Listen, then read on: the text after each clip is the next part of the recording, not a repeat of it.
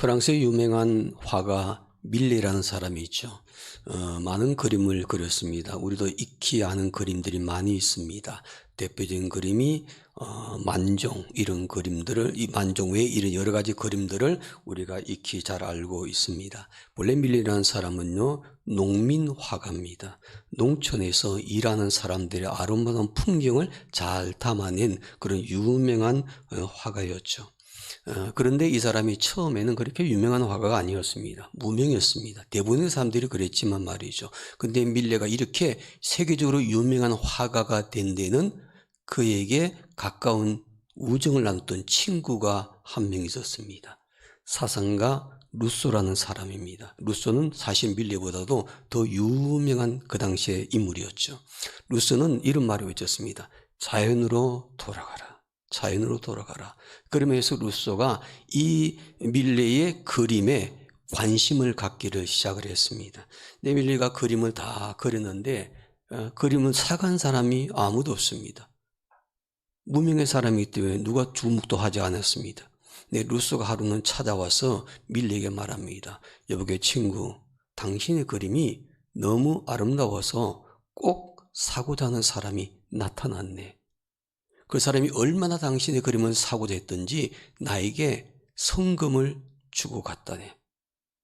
그래서 그림을 300프랑을 주고 샀습니다. 처음으로 이 루소가, 이 밀레가 그림을 팔았기 때문에 이제는 자기 입에 풀칠도 할 수 있는 그런 돈이 생기기 시작했죠. 근데 몇 달 후에 이 밀레가 루소의 초청을 받아서 루소 집을 찾아갔습니다. 가보니까 자기가 팔았던 그 그림이 루소 집 거실에 딱 붙어 있는 거예요. 루소가 그 그림을 사간 겁니다. 친구가 워낙 그림을 그리면서 팔리질 않아가지고 생기가 어려우니까 그를 도와주기 위해서 친구의 자존심을 헤아려서 다른 사람이 사준 것처럼 하면서 300프랑을 주고 그 그림을 사다가 자기 집에 붙여놓게 되었죠. 이 루소가 그 그림을 사기 시작하면서부터 이 밀레의 그림이 프랑스 내에서 관심을 끌기를 시작을 합니다. 이 그림은요, 미국인이 본래 원가는 그 당시의 돈으로 $70 정도 됐답니다. 그런데 루소를 통해서 이 그림을 미국인이 $120,000에 사가져 갔습니다. 그러면서 점점 유명하게 되었죠. 그랬더니 프랑스에서는 우리 그림인데 이 그림이 미국 사람에 가 있으니까 자존심이 상한 거예요. 그래서 미국에서 그 그림을 프랑스로 사오기 위해서 돈을 지불하는데 $150,000를 그 당시 돈으로 지불합니다. 그러니까 처음에 돈의 원가에 2,000배가 넘는 돈을 주고 그 그림을 사가지고 와서 지금 프랑스 파리에 있는 루브르 박물관에 이 만종의 그림이 걸려 있습니다. 이 만종은 우리가 너무나 잘 알고 있죠. 젊은 부부가 하루 종일 땀을 일하다가 그림에는 자세히 잘 나와 있지 않지만 먼 곳에 성전 하나, 십자가가 있습니다. 마치 그 그림에서 소리가 들려오는 것 같습니다. 그 교회에서 땡그랑 땡그랑 총치는 소리가 나니까 이 부부가 하던 일을 멈추고 손을 가지런히 모으고 하나님께 감사 기도 드리는 그 아름다운 모습, 만종이죠. 이 명화 속에는요, 3가지의 신성함이 담겨 있습니다. 첫째는 노동의 신성함입니다. 둘째는 신앙의 신성함입니다. 마지막 3번째는 가정의 신성함입니다. 이 그림을 통해서 노동과 종교와 가정, 이것이 얼마나 거룩하고 아름다운지를 그 그림을 통해서 볼 수 있어야만이 그 만종이라는 그림을 진짜 감상할 수 있는 사람입니다. 여러분들이 그 개인적으로 프랑스 파리 루브르 박물관 방문했을 때 보든지 아니면 인터넷 통해서 그림을 보다 이 꼭 3가지의 관점을 생각하면서 보시기 바랍니다.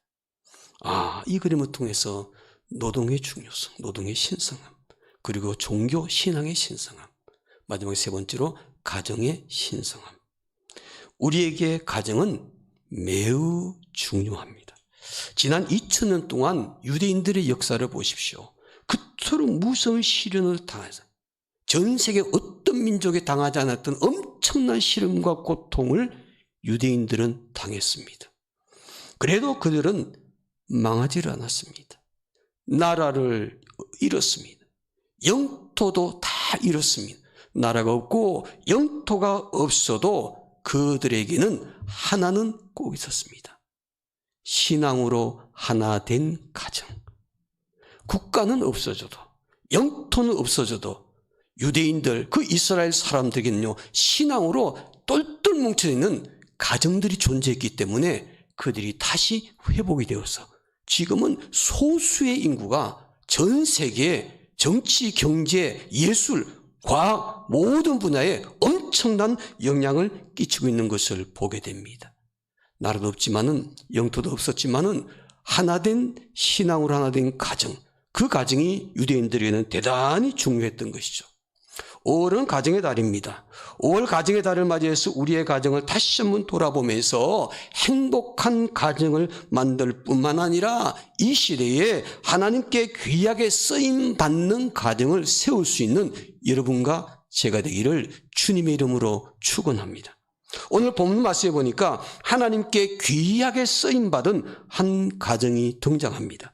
이 가정은 하나님의 축복을 받은 집인데 나라와 민족을 위해서 하나님께 아주 귀하게 쓰임을 받은 가정입니다. 이 가정은 다윗의 집입니다. 다윗의 집. 다윗의 집은 하나님께 축복받았습니다. 하나님의 축복을 받은 가정, 나라와 민족을 위해서 하나님의 도구로 위대하게 쓰임받은 가정, 바로 이 가정이 다윗의 집이라는 것입니다. 본문에 등장하는 다윗의 집은 이 시대에 옳지와 여러분들이 꼭 본받아야 될 그런 믿음의 가정입니다. 오늘 가정의 날에 우리가 성경 안에서 어떤 가정의 모습을 배워야 될 것인가, 여러 가정들이 있지만은 그 가정 가운데 다윗의 집, 이 집을 본받을 수 있는 우리 태면의 모든 성도들이 되기를 주의 이름으로 축원합니다. 이런 가정이 더 많아질 때 이 사회가 더욱더 아름다워지게 될 것입니다.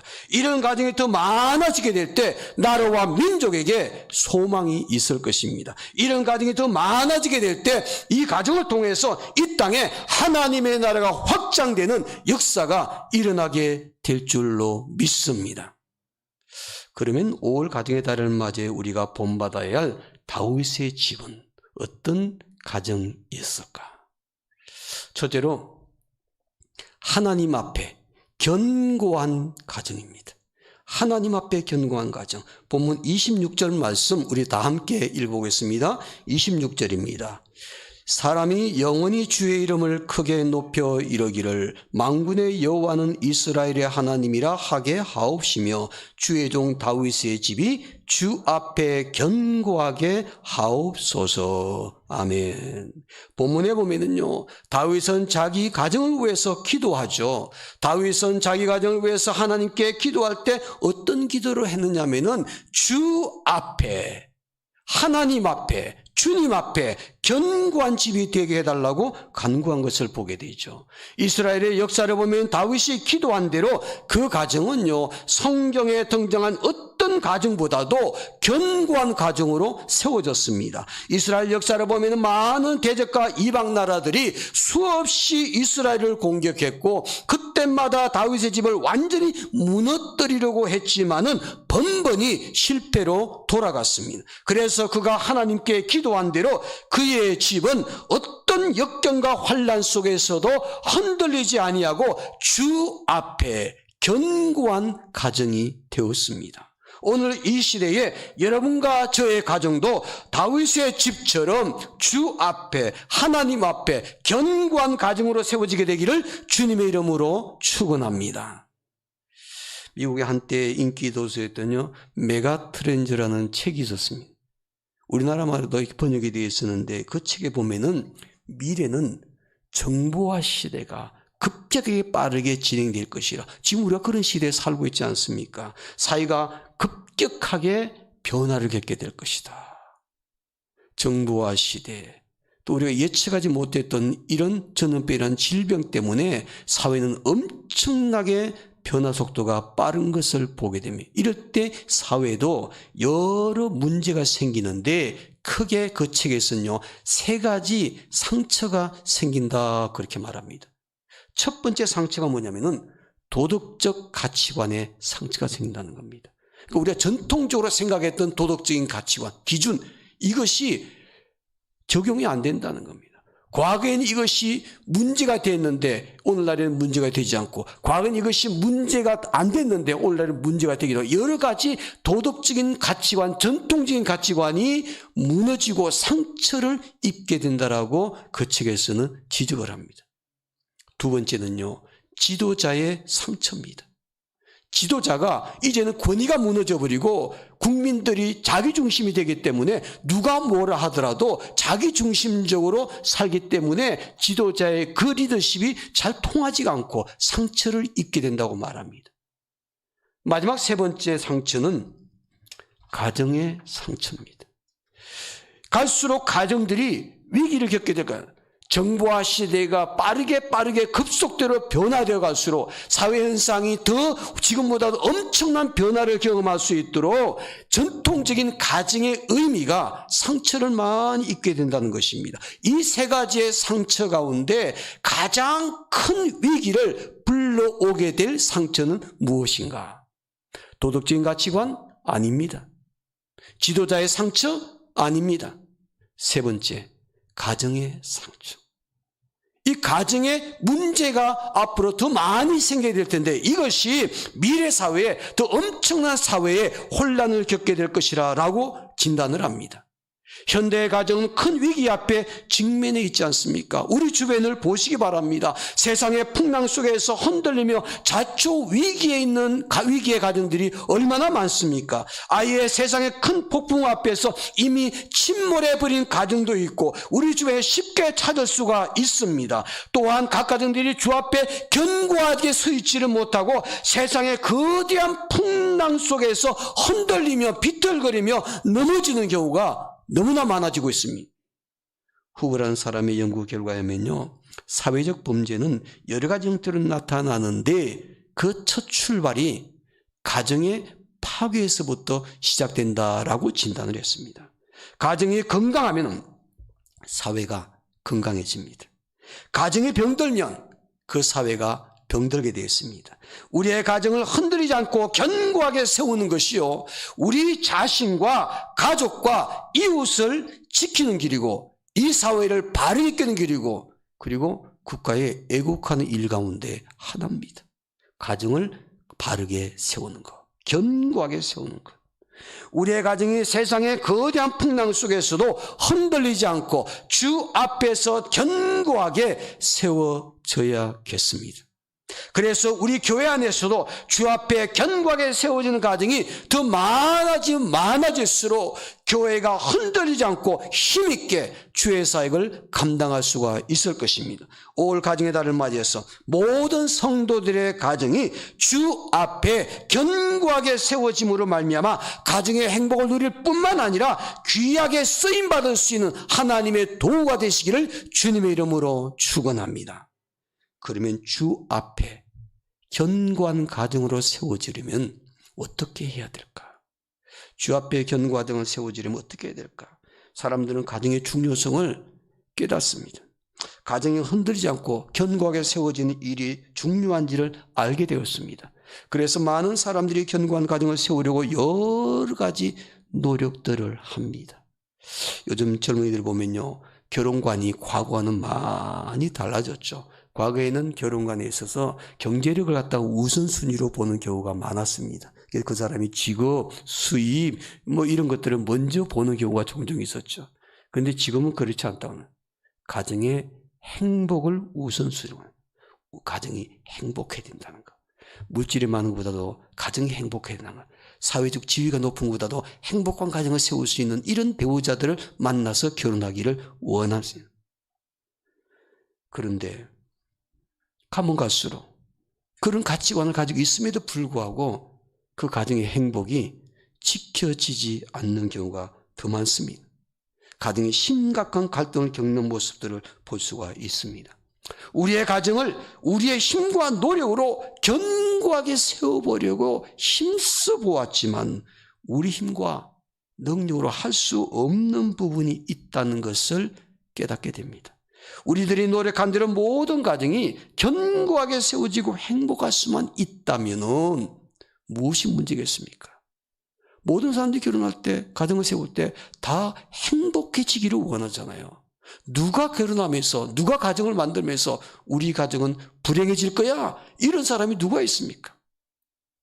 모든 사람들이 다 행복한 가정을 세우기를 원하지만은 그렇게 되지 않는 경우가 문제입니다. 그래서 성경은 이렇게 우리에게 교훈을 합니다.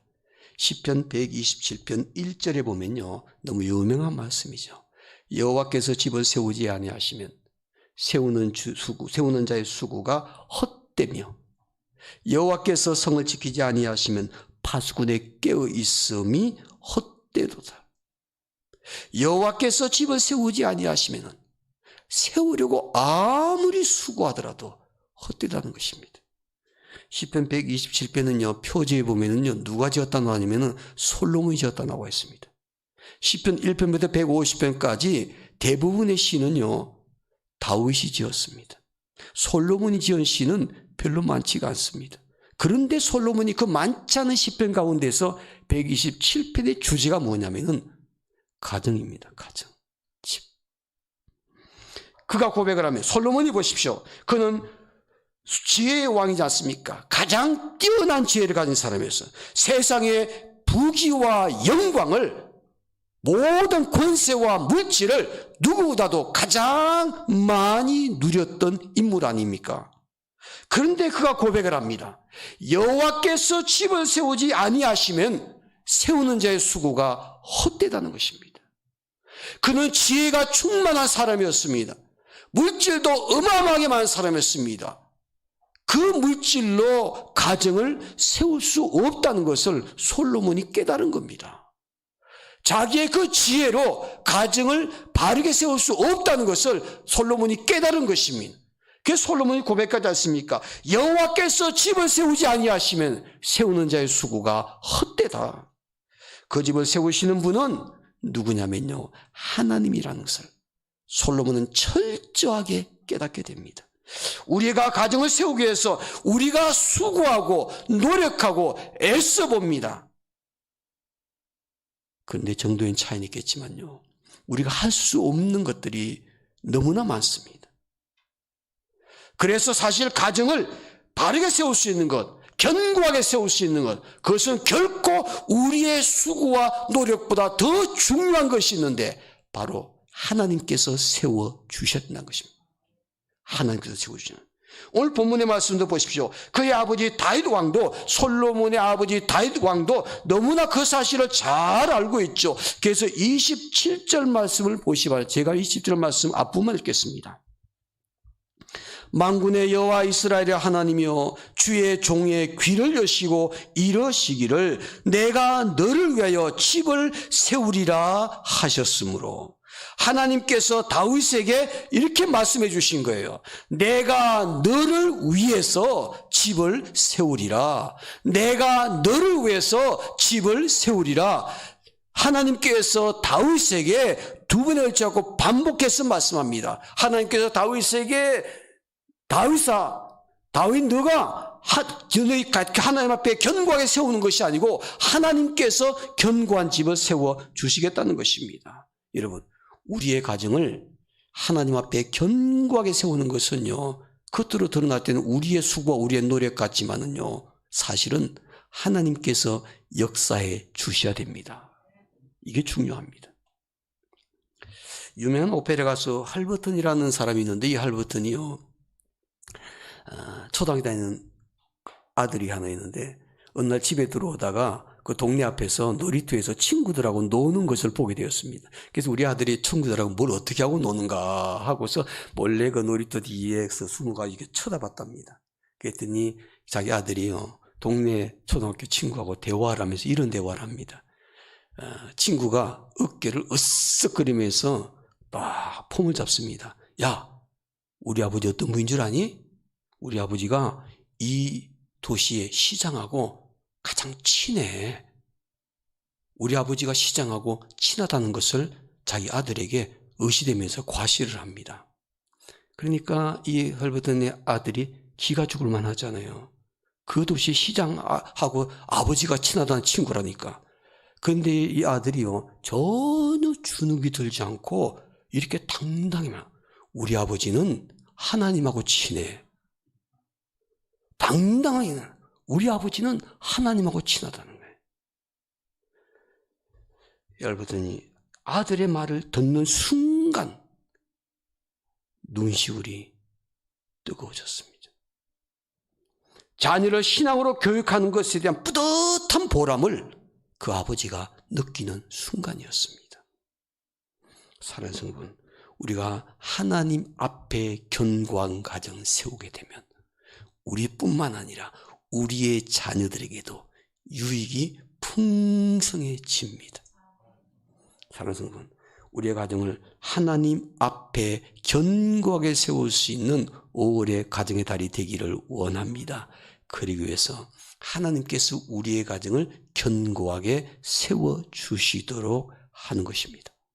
자, 그렇다면 둘째로 하나님께서 우리의 가정을 견고하게 세워주시도록 우리는 그럼 무엇을 해야 될까? 우리의 역할이 무엇일까?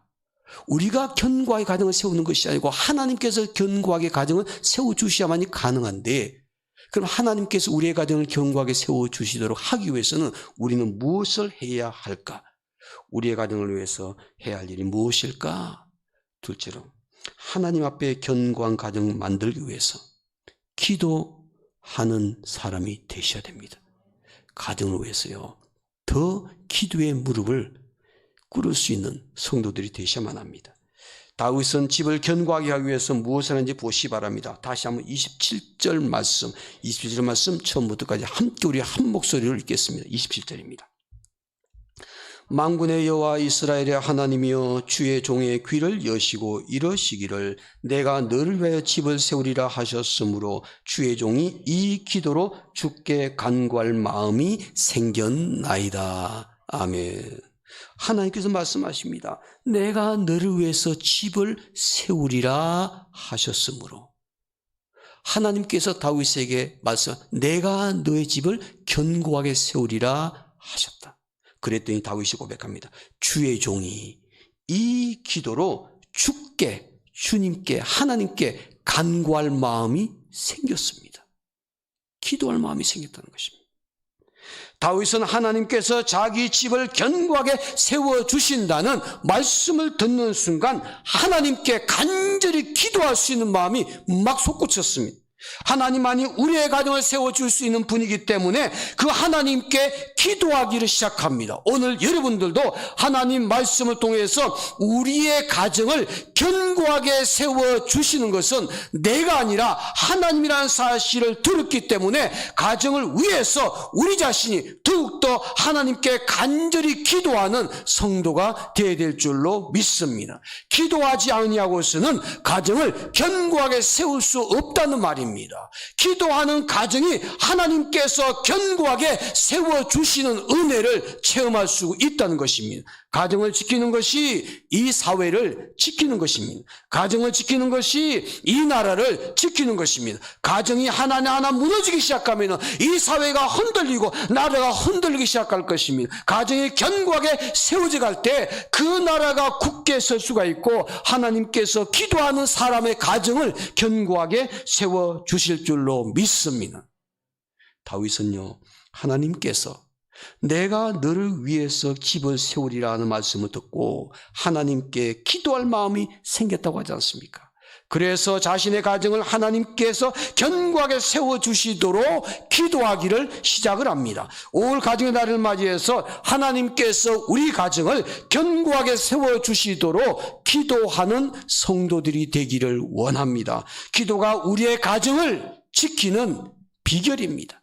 기도가 우리의 자녀들을 바르게 양육하는 비결입니다. 기도가 내 남편을, 내 아내를 변화시키는 비결입니다. 기도가 우리의 가정을 견고하게 세울 수 있는 비결입니다. 가정이 흔들리고 있는 분이 계신가요? 가정에 어떤 갈등의 문제를 겪고 있는 분이 계신가요? 다윗처럼 5월 가정의 달에 이렇게 기도해 보이시지 않겠습니까? 하나님, 하나님께서 우리의 가정을 견고하게 세워주시겠다고 말씀하셔서 그 말씀을 제가 마음에 담아둡니다. 그 말씀 담아두고 더욱더 기도하는 사람 되기를 원합니다.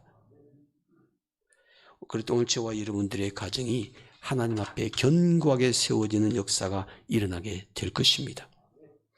5월 가정의 날을 맞이해서 우리는 어떤 가정을 세워야 할까요? 꼭 기억하시기 바랍니다. 첫째로는 하나님 앞에 견고한 가정을 세우셔야 됩니다. 둘째로 하나님 앞에 견고한 가정을 세우도록 간절히 기도하는 더 힘을 쏟으셔야 됩니다. 셋째로 우리는 가정을 위해서 기도할 때 어떤 기도를 해야 될까요? 기도의 제목입니다. 저는 이 말씀을 묵상하면서 기도의 제목을 여러분과 함께 나누기를 원합니다. 그리고 저도 5월 가정의 달에 저희 가정을 위해서 이렇게 기도할 것이고 대면교회 모든 성도들도 이 기도 제목을 말씀을 통해서 붙잡고 5월 한 달 동안 기도하는 가정들이 되기를 원합니다. 바로 그 기도는 종의 집에 복을 주사. 종의 집에 복을 주사. 여러분들이 저하고 오랫동안 신앙생활을 하시면서 제가 설교할 때만 제목 잡는 거 대충 아실 겁니다. 저는 설교 제목 잡을 때 항상 거의 99% 정도는 성경 본문 말씀 속에 그 성경 말씀을 제목으로 삼습니다. 내용보다는요. 왜냐하면 바로 그것이 하나님 약속의 말씀이기 때문에. 그래서 여러분들이 설교 듣고 난 다음에 내용을 물론 다 기억해 주기를 바랍니다. 근데 기억력에 한계가 있다면 대지 3가지는 꼭 기억해 주시기를 바랍니다. 그것도 기억하기 힘들다면 한 가지만 기억해 주시기 바랍니다. 제목만 기억해 주시기 바랍니다. 그 제목이요, 저의 말이 아니라 하나님 약속의 말씀 속에서 제가 중요하기 때문에 제목을 뽑았기 때문입니다. 종의 집에 복을 주사. 이것이 다윗의 기도 제목이었고 5월 가정의 달 저와 여러분들의 우리 가정을 위한 기도 제목이 되기를 원합니다. 자, 보시기 바랍니다.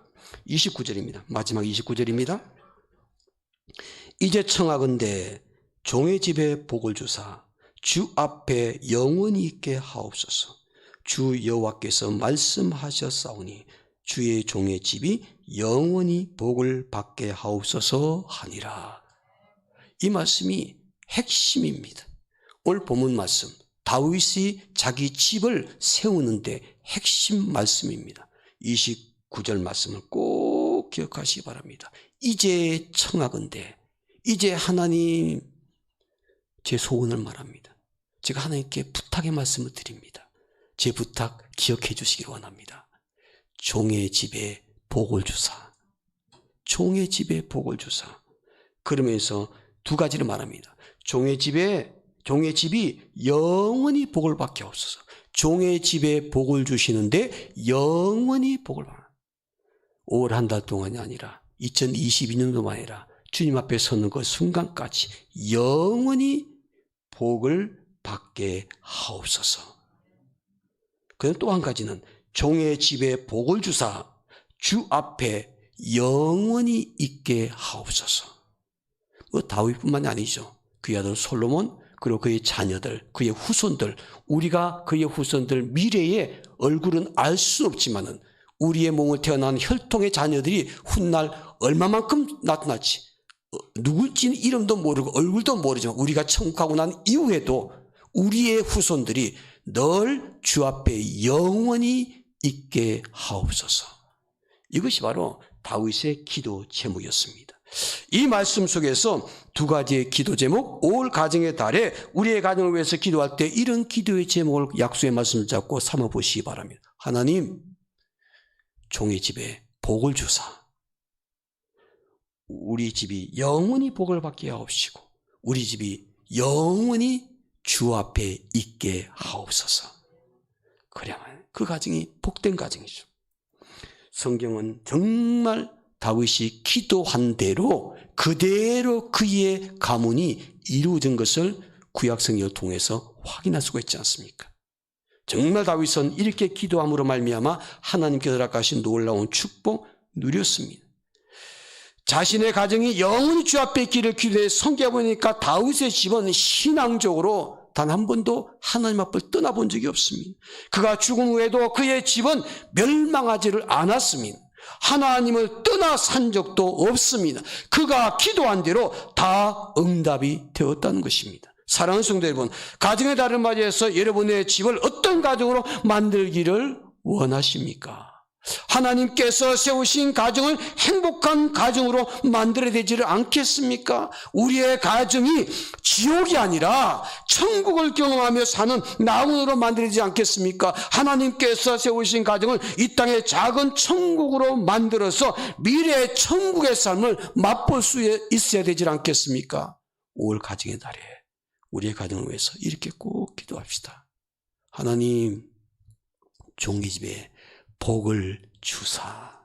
종의 집에 복을 주사. 이것이 저와 여러분들의 기도 제목이 꼭 되기를 소망합니다. 조금 전에 밀레에 대한 이야기를 시작했습니다. 마무리도 밀레에 관한 얘기로 마무리를 짓겠습니다. 밀레의 만종은요, 3가지의 신성함이 있다고 그랬습니다. 노동, 종교, 그리고 가정. 이 3가지 그림을 조화로운 이 만종이 너무너무 대표적으로 유명한 작품이 되었죠. 이 무명의 화가. 그런데 이 밀레가 이렇게 유명한 화가가 되는 데는요, 가장 큰 영향력을 끼친 분이 있습니다. 바로 그분은요, 그의 할머니입니다. 할머니가 이 손자 밀레에게 엄청난 영향을 끼쳤습니다. 밀레가 그림 공부를 하기 위해서 그 당시 파리로 떠나겠다고 결심을 했습니다. 그 혼자 파리로 떠나는 것이 할머니가 볼 때 여러 가지 걱정되는 것이 너무너무 많았습니다. 어떻게 그곳에 가서 생활할 것인가, 또 누구를 만나서 어떻게 살 것인가, 또 혹시 거기 가서 어떻게 사람이 달라지게 될 것인가, 너무너무 걱정이 많아서 할머니가 밀레를 꼭 붙들고 그에게 떠나는 그에게 충고를 해 주었습니다. 그에게 간절히 충고를 해 줬는데 이 말은요, 평생 동안 밀레가 화가로서 활동하고 죽을 때까지 할머니는 세상을 떠났어도 그 할머니의 목소리는 그가 늘 기억하고 살았다고 했습니다. 밀레에게 그 할머니가 이렇게 말합니다. 너는 화가가 되기 전에 진실한 크리스찬이 되거라. 하나님의 뜻을 실천하면서 믿음을 꼭 지켜라. 그렇지 않으면 차라리 죽는 것이 낫다. 영혼을 위해서 그림을 그리라. 눈에 보이는 것을 그리지 말고 눈에 보이지 않는 영원한 것을 위해서 그려라. 늘 하나님의 심판의 납볼 소리가 있다는 것을 두려워하면서 하나님 앞에서 하나님이 기뻐하시는 그런 작품들을 만들도록 힘써야 된다. 그리고 난 밀레를 보내난 이후에 그 할머니는요, 천국에 갈 때까지 그 손자 밀레를 위해서 끊임없이 다윗처럼 기도했습니다. 사랑하는 여러분, 기도하는 가정에 하나님의 놀라운 기적의 역사는 일어나게 된 줄로 믿습니다. 우리 부모가 해야 될 역할이 무엇일까? 우리 세대뿐만 아니라 우리의 자녀, 우리의 후손들을 위해서도 그들이 견고한 가정으로 세워질 수 있도록 5월 가정의 달에 정말 기도하면서 신앙의 유산을 꼭 물릴 수 있는 우리 대면교회 성도들이 되기를 주의 이름으로 축원합니다. 기도하겠습니다.